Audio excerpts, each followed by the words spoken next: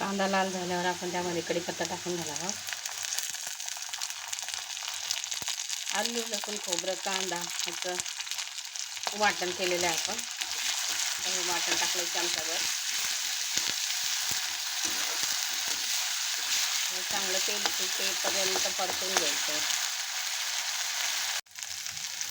अशा प्रकारे याला तेल फुटल्यानंतर आपण यामध्ये 1 चमचा लाल तिखट 1 चमचा काळा तिखट आणि हळद टाकून घेणार आहोत.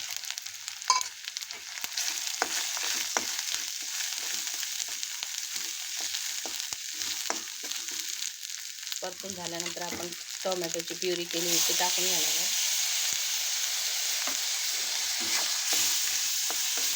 तरी चांगलं परतून घेणार आहोत आपण इकडे.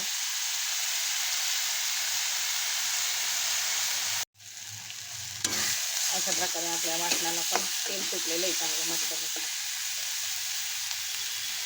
आता याला आपण पाणी टाकून घेणार आहोत.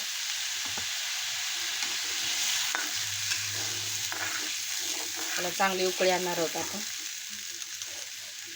चवीप्रमाणे मीठ टाकून घ्यायचं आहे. तर हे उकळी येऊस तोपर्यंत असंच ठेवायचं.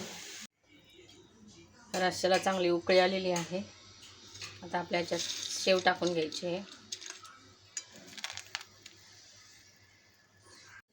अशा प्रकारे एक उकळी काढून घ्यायची आहे. आता आपली रस्सा भाजी तयार झालेली आहे. अशा प्रकारे आपली रस्सा भाजी तयार झालेली आहे.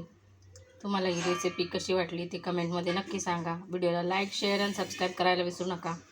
बाय.